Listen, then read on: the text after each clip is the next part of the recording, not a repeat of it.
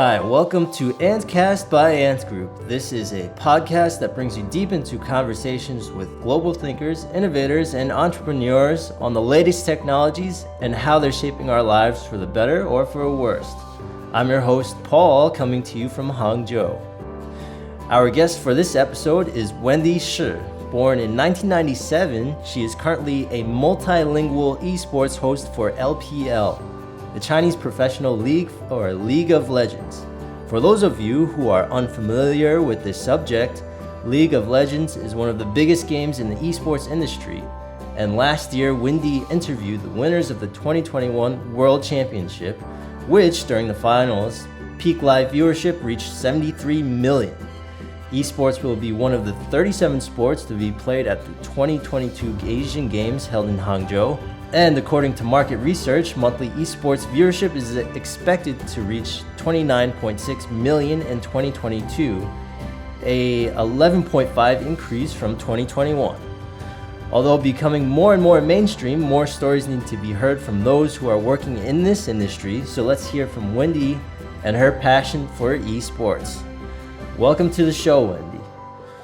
Hi, Paul. Hi, everyone. I'm Wendy, the League of Legends host from China. So my understanding is that you are not necessarily a player of League of Legends yourself, but you kind of just fell into that position a little bit. Yeah, to be honest, I just graduated from my university, the University of Hong Kong, and definitely I'm not a gamer, and also I'm not a pro player, definitely. And also I started philosophy in my university, but I feel like I got the passion to esports, to the esports tournament. So that's a reason for me to join esports, to be a League of Legends host. So just to get everyone started off, League of Legends, aka LOL, is often talked about as LOL, is a MOBA game, right? Which stands for like a multiplayer online battle arena. And what it is, it's one of those type of games where you have to destroy the other person's base before they destroy yours, right? Yeah. So from my understanding, from my days back when I play Dota, which is also a MOBA game, it was like a pre-customized map on Warcraft 3. What are the type of skills that are required to be a gamer for a MOBA type of game? League of Legends is also played on laptop or on computer.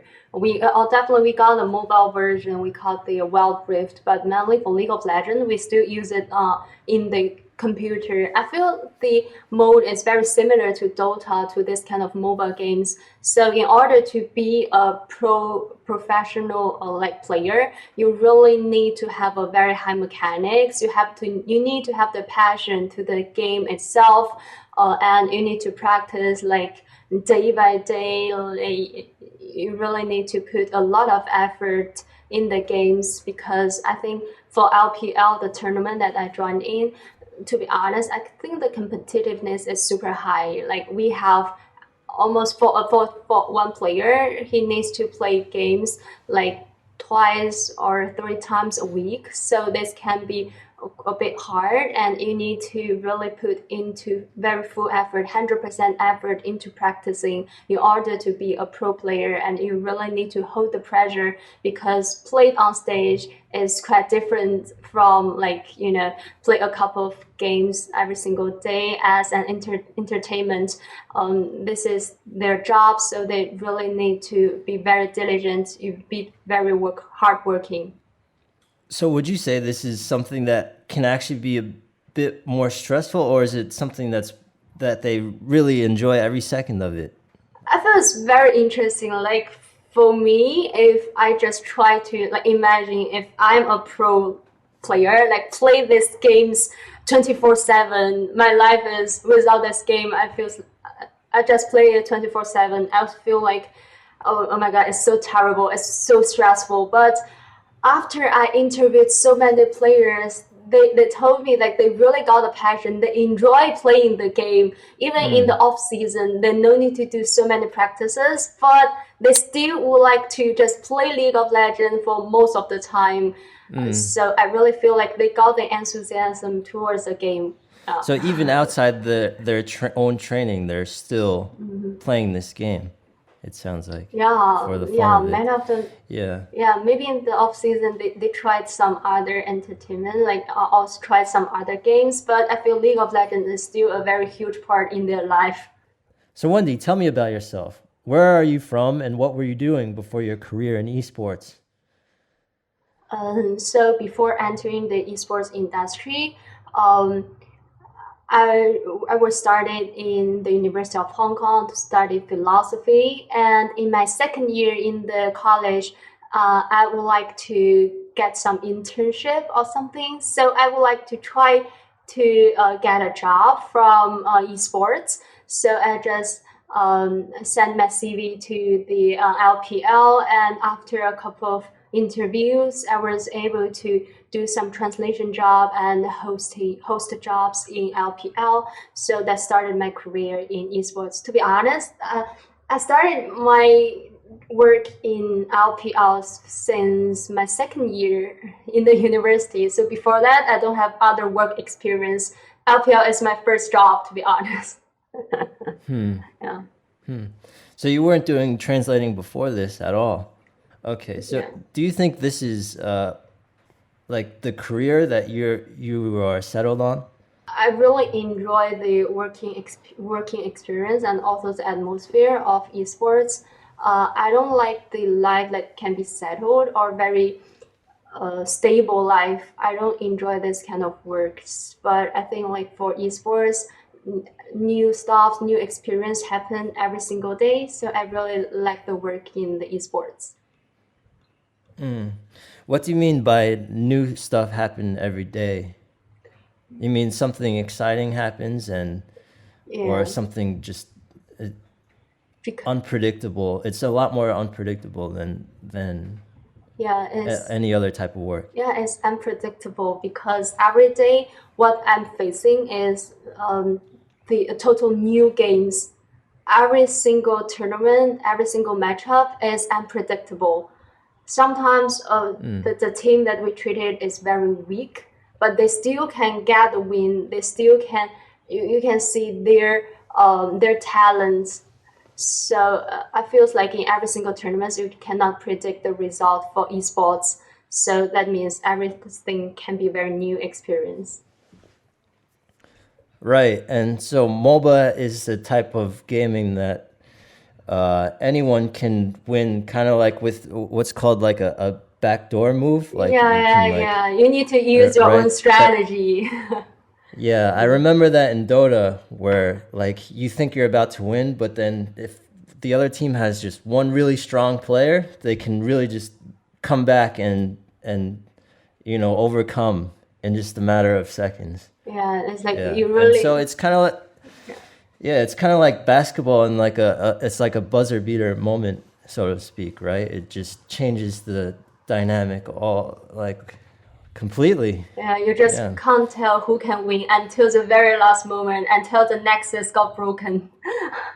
So I want to ask you, like, what are some of the key skills and qualities in being a multilingual esports host, apart from being adept in multiple languages? I think first of all, you really need to get the passion towards esports, because working in the esports industry, that means everything is live broadcasted. We don't have a chance to ask car to start again. So there must be so many pressure on our shoulders. So we need to hold this. And also because it's live broadcasted, we may encounter some very unexpected incidents, such as sometimes the earphone may not be working, or we need to change the interviewee temporarily. There's so many stuff happen, and we really need to be ready to deal with those kind of issues at any time. And also, I think the communication skill is very important as well, because the host, especially for esports host, is a bridge connecting the tournament, the matches, and also the audience. So we really need to use our communication skills to try to let the interviewees, the esports players, to share more interesting contents as much as possible. And also, I think in order to be a very good esports host, we really need to calm down. If we are nervous or too excited on stage, the interviewee or the audience will be affected by our emotions. So even like in a after a very intense game, we still need to calm down to have a very good interview, or to try to lead the player to share more for the interview. You are well known as a translator in Chinese, English, and Korean for the global S11 LOL Championship, which was supposedly one of the biggest events to ever surface on the web, not just in China, but all over the world. Do they get intense, or what is it like for you as a translator? I think the World Championship, the tournament itself, is very a bit stressful. We have like every day we have 8, or sometimes we even have 10 games a day. So it can be super intense in terms of the schedule. And also I was a translator and also be the host for LPL. So I think but it's still a very interesting experience to me, because I can witness all the winning moment of our team EDG. And also I still remember the final day for that tournament, because this is a matchup, as you have mentioned, it's a matchup between a Chinese LPL team and also a South Korean team. South Korea is definitely a very strong in esports and also in League of Legends. So I feel I'm so happy and so proud for EDG to get the win. Many people feels like they call this a miracle, because the opponents is super strong. They are quite dominant in the tournament. But I know every EDG player, they have gone through so many setbacks, and they put so many effort in order to get this final trophy. So I feel so touched by that moment. Right. So you had said earlier that you were a philosophy major in college, and you made this transition over. What made you decide to study philosophy, and what brought you over from that huge different field of understanding? To be honest, I was admitted to Met University as an actuarial science student, because many people feels like this field can be very stable, means a very stable job. But actually, after I got in touch with this subject, I feels like I just prefer something more challenging, more interesting. And also, I really like reading very much. And also, I was some kind of interested in philosophy before, so I chose to transfer to study philosophy. And also, many people feels like philosophy is distant from esports, but one of our professors once said that philosophy is more about a very fundamental subject, and we can just use the logical thinking skills we learned in philosophy to help us in our future work. And also, I feel like the opportunity for me to get into the esports is from 2018, because as I've mentioned, I'm not a gamer. But at that year, I went to South Korea for summer school, and occasionally I watched the League of Legends professional tournament there. They called LCK. This is my first time to actually see the matchups, and that was my first time to experience such an intense and passionate atmosphere. So I was attracted by the feeling, and so I just decided maybe to give myself a try to get into esports. Wow, cool. Yeah, I totally agree with that, how philosophy is one of those subjects that just lays the foundation for your understanding of no matter what industry you go into. It's kind of like the building blocks for understanding human nature, and allowing you yourself to, be calm in whatever job it is that you do. Yeah. Very cool. So let's talk more about the industry itself of esports. So from my understanding, esports still kind of has a stigma of not being an actual sport. What are your thoughts on that? Yeah, I also hear like some people may think like esports is just about like fame or fortune. They're just playing on the stage and the spotlight. And still, some people feel like yeah, esports is just similar to the internet addiction. They're just like a waste of time playing games. I've heard those, but I feel like these are not that correct. Yeah, I feel like esports is also one of the sports. It's also mean competitiveness. It still have so many parts that in common with the traditional sports. Like we all need to have months of practices. It needs the teamwork. It needs the player and also the coaching staffs. They all need to work together to prepare all the tactics, to prepare the strategies. And also I feel like esports industry is really developed rapidly, and maybe some people still have some understanding toward them, but I feel like in the next generations we are more used to games, more used to this kind of computer or mobile games. So I feel like it's just a trend that the esports will become more acceptable by the mainstream, because for the younger generations we are just used to this. And also I really feel like esports have the potential in the future. We have some we have some culture, we have our culture, we have our memes that's being acceptable by other people. So many people in China like use the memes from the esports industry. And also we have our own tournament. The tournament can also, as one of the biggest tournament in esports. And also the tournaments can really have some financial, they can bring so many financial goods, financial benefits for the whole industry. So I feel like esports is developing, and it's just, I treat it as sports because I feel like there are so, it's not the normal games that we played like after the work. I played a couple of games, but esports is not this kind of stuff. It's more about like practicing every day. It needs the competitiveness. It means the teamwork, the hard work from all the players, from other coaching teams. How would you compare esports players to traditional athletes, aside from the more physical aspects? Would you say, having met a lot of pro gamers, would you say the majority are somewhat similar to everyday normal people? Definitely they're not the normal people, because they started to get in touch into this industry from a very young age.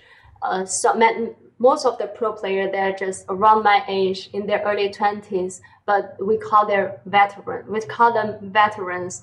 They got so many experience in their early 20s.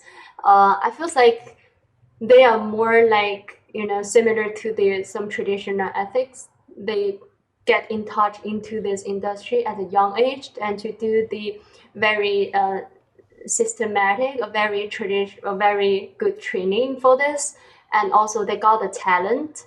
So I feel like they are not like the young people, they are not like the common people, but they are more similar to all the traditional sportsmen. Right. So Wendy, what are the demographics for esports like? So last I checked, lots of women do actually play video games, something like 50%, and very few are professional gamers, right? So this is totally different from a decade ago, where these numbers were just a fraction of what are they now. So what do you think of this normalization in gaming for women playing? Yeah, I feel like among like all the pro players, definitely the majority are still male, but there are more and more female pro players got known all around the world. So, but I still think in the larger like esports, in the whole esports industry, actually there are so many female that can join in. Like around me, for example, as a host, we have so many female hosts. They have a very good they're super good in their in the hosting, and also we have some female caster. They have a very good, very high understanding towards the game, and they are very good casters. And also we have some female producers or other jobs. So actually in esports there are so many jobs for both female and male. They can all of them can join in if they just have very high ability. So I feels like although for now the female pro players is not that many, but there's still many female that can have a job and can try to make some contribution to esports. What is your work-life balance like then? I feel like if the LPL is going, so because now LPL we are still in the spring split for LPL, so my work life balance is 90% of them will be esports because we have matchups in every single day.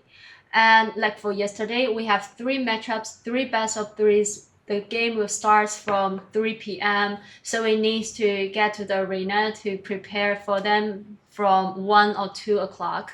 So that means the whole day will be just watching the games, watching the tournaments, and to making the questions, preparing for the interviews until the 11 or 10 o'clock. So I really feel if we have LPL or if we're in the World Championship, most of the time we'll put them into esports, into our work. But I think the esports has become a very important part of my life. And besides all the time, I think maybe in the morning, I'll just try to study try to practice my Korean, but it's also for the work. Right. And also maybe after the work, I'll just play 1 or 2 games. This is also for the work. So I really feel like all the thing I do, like in my normal day, most of them is for esports, for League of Legends. Right. Right. So a lot of your focus is going into your work, whether it's gaming Yeah. or just studying languages or just getting to know the industry itself. How do you prepare your work in that sense? Like, how do you prepare the questions that you ask? Definitely, we're going to watch the actual matchup and try to capture some very intense team fights or interesting strategies they has used. Because many audience would like to get more familiar with the teams maybe short call or what kind of communication the teams made in this specific team fight or strategy. So I would like to ask more questions toward this part. And also normally because I'm in the LPL English stream, so our target audience is definitely the fans speaking English or other languages. So many of them are not familiar with LPL players due to the language barrier or something. So I would like to maybe by using my questions to let them be more familiar with our players. So if there is any maybe interesting episode happened for this player, I'll definitely ask those kind of questions. And then after the matchup, we have the director will just to get the players, and then we can check the questions before the actual interviews. Mainly I'll just talk the questions to the players because sometimes they may not recognize a single team fight or something, so I need to change the questions immediately, and after that we'll just have the live broadcast to have the actual interview. So considering that esports will continue to grow this year massively, what areas do you think are going to blow up this year?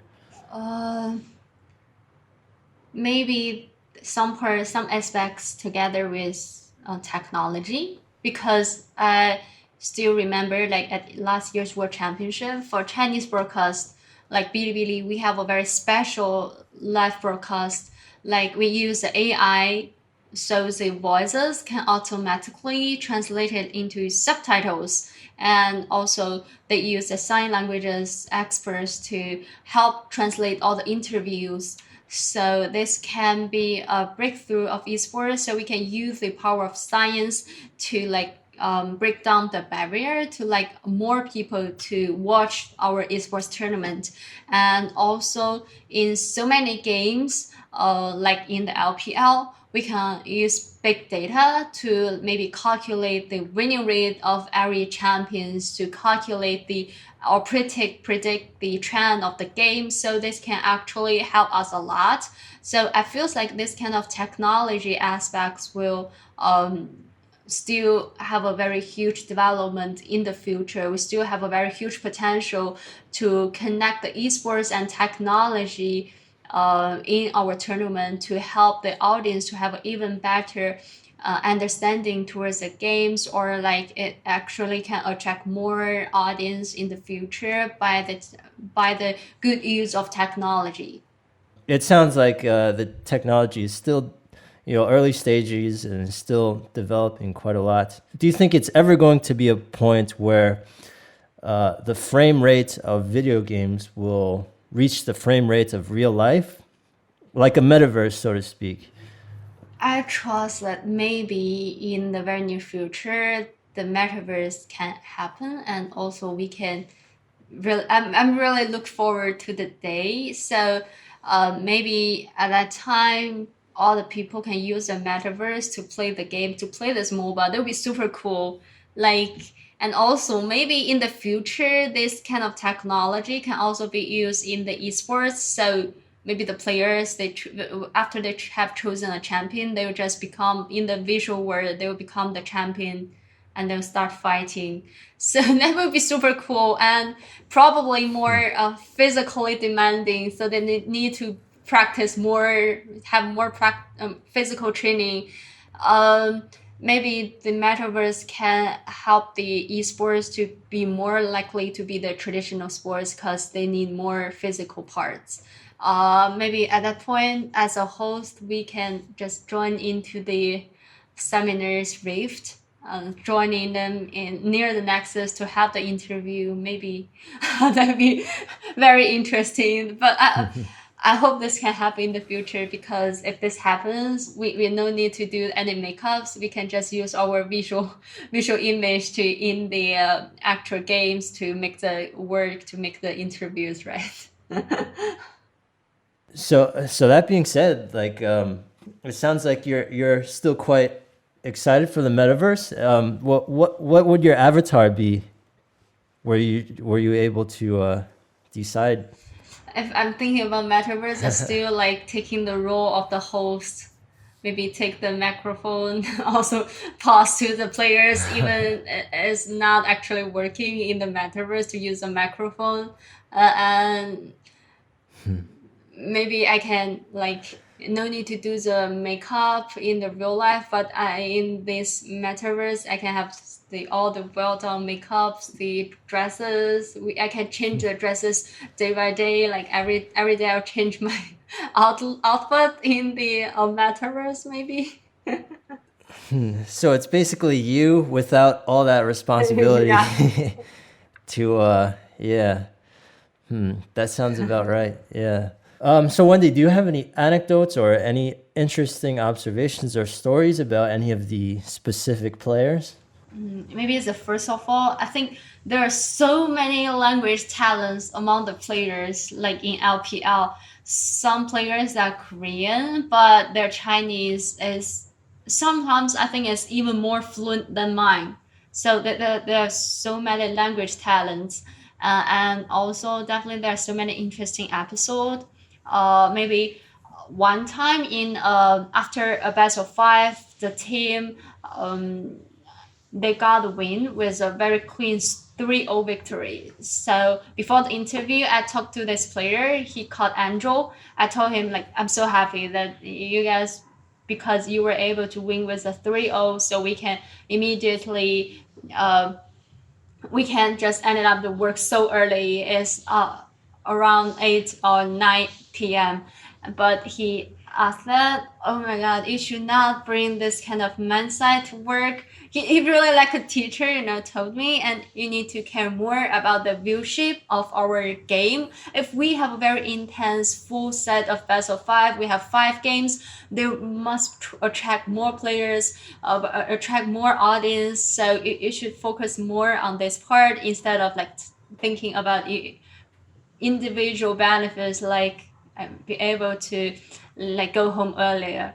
So I feel like some players, they're super interesting. They have a very, we sometimes, especially before the interviews, because we need to check the questions with the players, and after that maybe some players, they'll have so many interesting stories to talk to me, and I feel like many of them are very talkative, and sometimes when before interviewing the Korean player, another player I would like to talk about is he's a Korean player. He can use Chinese to make the interview, but he's not that confident by using the Chinese. So we have some very interesting dialogue. I just pretend to, sorry, could you say Chinese in today's interview? Because I'm so tired. I cannot recognize Korean. And he just answered, oh, I'm so tired as well after playing the game. So I just can't say Chinese. So I feel like it's okay. I still use Korean, but but I still prefer Chinese, but it's because Chinese is my mother tongue.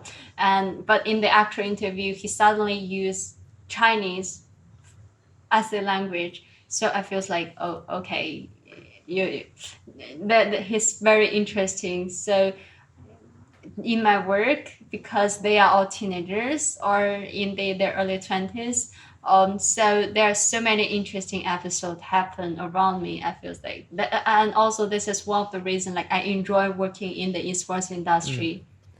What are some competitive sports that you think mobile players would be good at? I'm sure like something like chess is one where you kind of have to strategize the other player's offense and defense a little bit.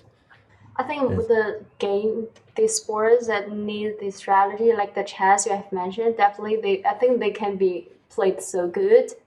Yeah, and because some of our casters, they are the retired pro players, and just the day before, just yesterday, we played together the chess, the very simple kind of chess, but they're so smart.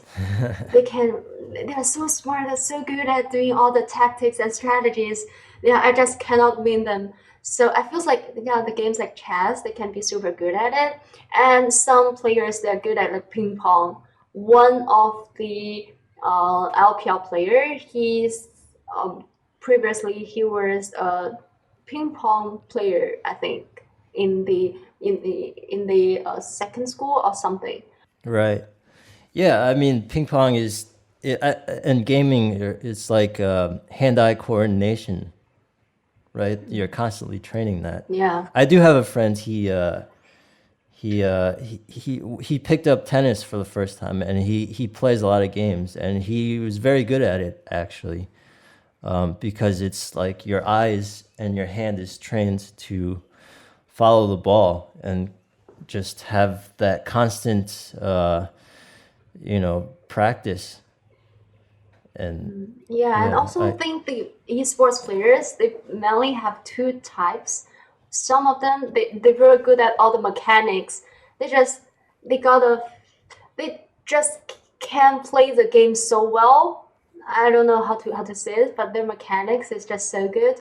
And for some players, they're just so smart. Like they can, they have a very so smart brain. So because of that, they can play the game so good. I feel like maybe there are 2 different types of players. Yeah, And considering MOBA is one of those games where you have teammates, right? You have like 4 different teammates. You kind of automatically pick up this need to empathize with the other people and understand what they need right away, right? And I think that's a skill.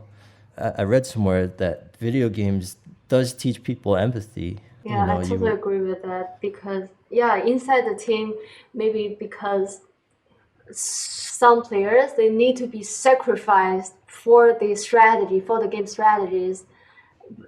Maybe the highlight will more focus on some other players, like we call the carries. They can carry the game, but we still got some people like play very tanky champions to play the front line to support them. We have a role in League of Legends called support, so they need to support them.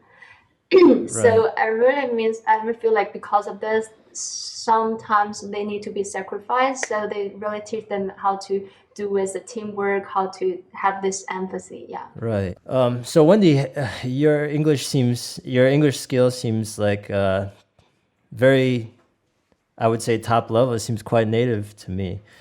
Did you study abroad, or how did you go about learning not just English but also Korean? I learned English because I went to Singapore for 4 years when I was 15 because I was accepted into a scholarship program.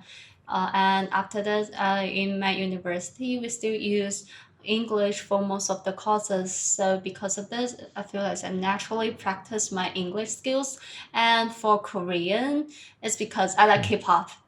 So, and also in the university, there's so many people around me started to learn a second language, so I would like to try Korean, and also because Mandarin, English, and Korean are the 3 languages most commonly used in esports.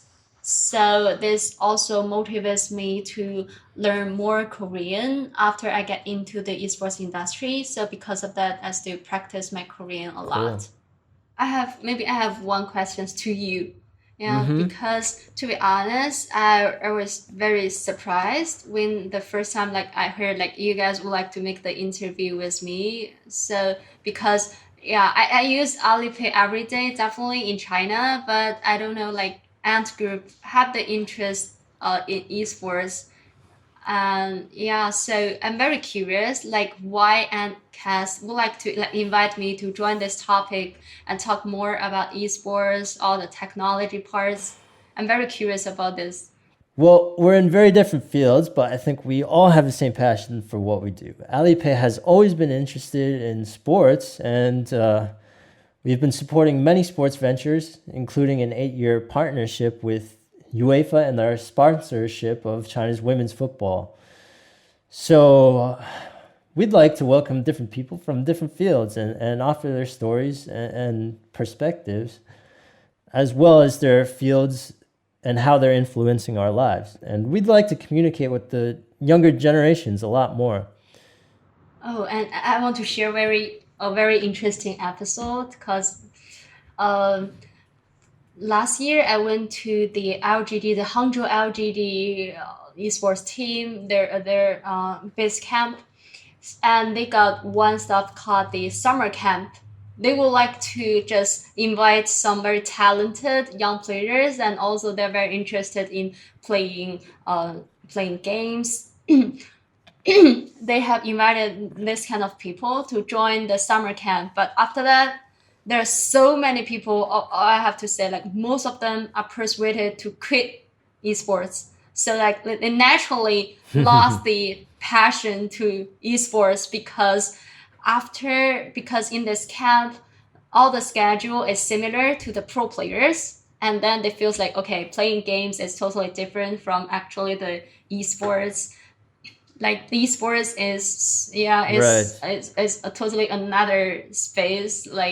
The one you think you are very talented in playing the games, but if you want to be it's not enough to support you to be a pro player. So I think this is very interesting. So many people feels maybe esports have so many dangers or it can have so many dangers, but I feels esports is we have developed for like around more than 10 years for League of Legends. Even for League of Legends, the single games, we have more than 10 years. So all the stuffs in esports and now try to be more systematic. We would like to have a more sustainable way to grow in the future. And also I feel like for esports one industry, we connected to like all the market and also the media, technology, game companies. So it's more it's like a connection to so many parts, so many industries. So I think maybe because I'm an esports, I'm in this industry, so I still believe in the potential for esports. But yeah, I still have to say like maybe in the future we are still like finding a way to help esports to grow in a more positive way, to try to have even more positive influence to people, to the whole society. This is the responsibility I think esports is taking and still will take in the future. So, but I still believe in the potential. Yeah. Well, I had a good time talking with you today, Wendy, and it gave me an opportunity to learn about a whole new world. So thank you very much. I appreciate it. Yeah, and I'm very happy to receive the invitation, and I'm so happy to share more about my understanding towards esports. I'm so happy about this. Thank you, Paul. You're very welcome, Wendy. Have a good one. Thank you, everyone, for tuning in on today's AntKast podcast. If you enjoyed this episode, welcome you to subscribe and tune in again next time. Take care.